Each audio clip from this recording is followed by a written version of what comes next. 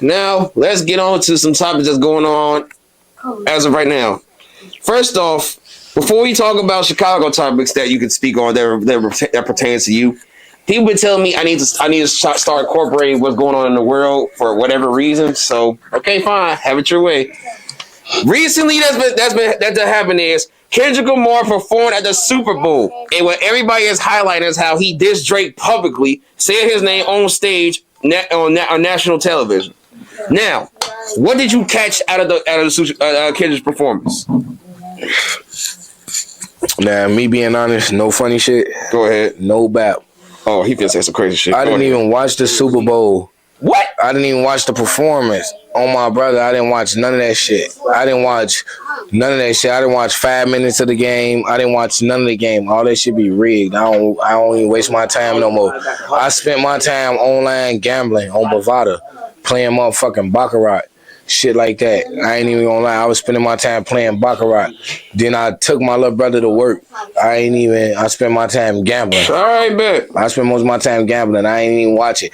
I heard he did that. I really don't.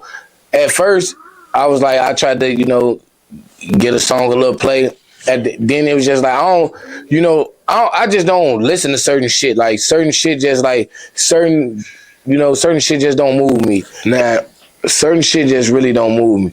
So it's like me, I'm a God-fearing man. God come before everything and everybody. Sure. So it's like, we're gonna talk about God later on too. I watch certain shit is like, so if you doing anything disrespecting God, degrading God, I ain't really trying to watch it and entertain it.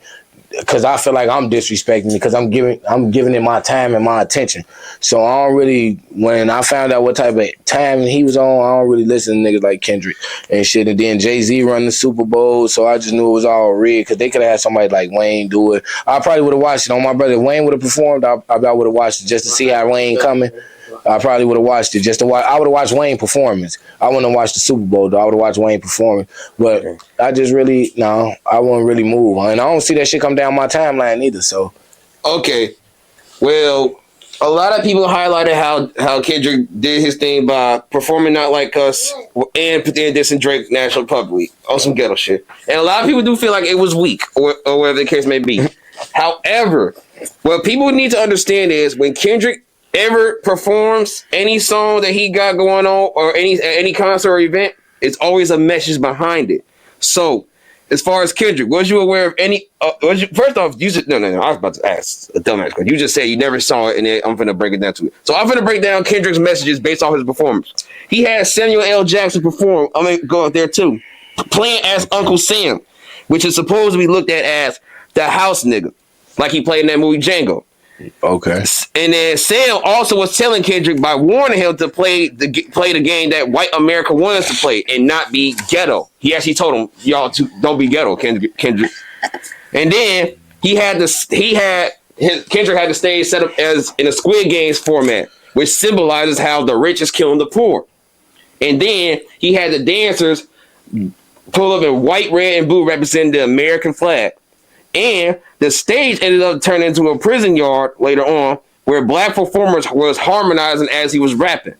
And he had Serena Williams up there crip walking as well. So the message out of that was supposed to be protect black women like her after getting disrespect from high-profile celebrities such as Drake. So basically, it was way more to it than people saw. But because a lot of people they're not intelligent, as we said earlier in this interview, they didn't catch that message. Now, based off what I described to you, what's your take on it now? All honesty, now that you break it down to me, it's still like, fuck him. Because he doing this shit for America. I don't give a fuck about no America. Like, for real, let's be for real. This ain't the land of the free for real. I don't give a fuck about no America. I ain't give a fuck about no damn America. Like, he a house nigga. So, like, everything he, like, they house niggas. Like, that's what I'm saying. They just broke house niggas. You notice the minute they do something that these folks don't like, they network be dropping. How the fucking network dropping and you just own all it. They just get to stripping everything back. They get to losing funds and scholarships and pensions and shit that they had with these people and businesses and shit. They get to losing motherfucking sponsors and shit. They get to losing all type of shit.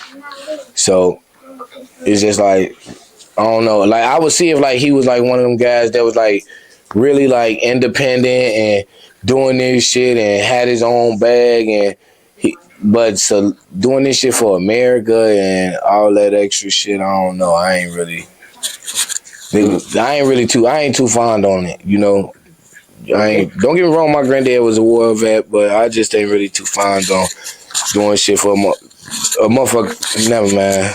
It's all good. It's all good. Be cool, gang. Yeah, never mind. So you gotta be cool, gang.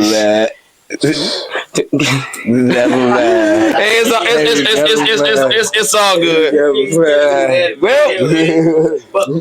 Well, thank you for your patronage. Yeah, but all right though. Now, my boy, on to the Chicago topics that pertain to you. And before we get into the controversial topics, meaning the topics that have been going on recently, there's a lot of things we got to play catch up on. But we're going to start with everything positive before the controversial. Now, in my second interview with THF Mooda and Lil T, Mooda gave you your props. And he asked, but before your page got clapped, he actually did get in tune with your interview, tune with everything that you were saying. He said you really do be speaking real shit that a lot of people don't be hearing, because you promote your morals as a man, principles, and you be showing how that you need to be a stand-up guy here. So basically, to summarize, even though y'all had little debates about the law and everything, overall, he still saluted you and gave you your props that a lot of people cannot do. He might speak on shit like that I do.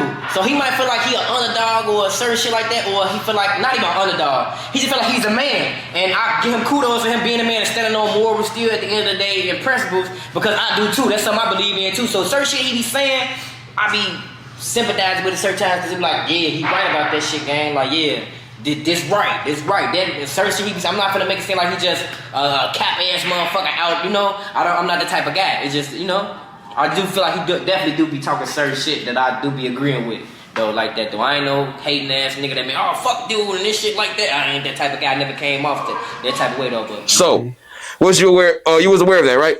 Yeah, I've seen that. Now, from the times that you did hear Mooda talk about other topics and everything, what was your takes on those? I fuck with some of the shit he was saying. I fuck with some of the shit he be saying. Okay. He be touching some key points. I fuck with some of the shit he be saying. Then, you know my motto. It just be like, I don't know. One time, like once you show me one side of you, it's like I know that side is you.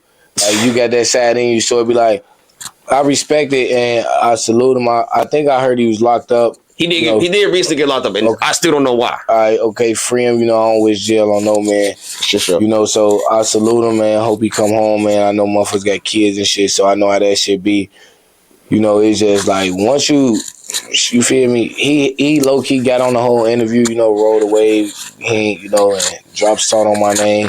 So like, but you know, it ain't no bloodshed, so it ain't like a motherfucker hate him or nothing. It's just I just still kind of look at him a little different, but you know.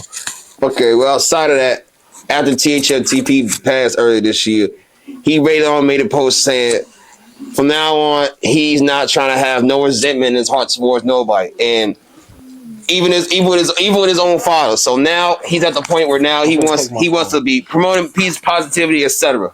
And he still tries. He's trying to change his life for the better. So I like that. If he could let go of everything, could you let go of everything as well? I told you I let go of what? It ain't like I got no hatred in my heart towards him. It ain't like I got no hatred in my heart towards him or nothing like that. It's just like it ain't like I feel no type of way towards him or no shit like that. It's just simply the fact. He said that little shit. I just, make me just look at him a little different. Just like, okay, is he gonna turn into this guy again? But it don't make me like hate him or nothing like that. Ain't nothing to let go. I don't feel like you feel me? We ain't got no tension. You feel me? He ain't killed none of my peoples, you feel me? Ain't no blood shit, like I said. So I don't feel like we got no tension or nothing like that. So it ain't really shit to let go. You feel me? It ain't shit to let go. All right, bet. We good. It ain't, you feel me? It ain't like that. All right, free motor. Now, next topic. Around our time we did our third interview, we was talking about how Ant Glizzy was coming off as goofy and doing shit that he doing, but also not feeling about his statement about how people was clout chasing on Duck name, and you was speaking of how you was not one of them. And Duck wanted you to have the clout off his name, but you still wanted your own way. What recently happened last year was after FBG Young had a talk with J Mane and spoke of why he agreed with certain things Ant Glizzy was saying. Ant Glizzy then realized it's real niggas from 63rd as well. So then after that, he apologized to Young for disrespecting FBG Cash and Duck. And he said, if I would have known it was more niggas like you out here, I would have never looked at 63rd as a whole as a goofy. And he only looked at him as a goofy because of his issues with King Yellow. But overall, he apologized for past statements that he done made. And Duck is your brother. So considering that he apologized to not just a friend, but to the family, what's your take on it? For starters, Chicago Wave, what's your message to the youth? It's a million things I could say to him, but if there's one thing that they need to know that I feel like they should know, I'm here for them.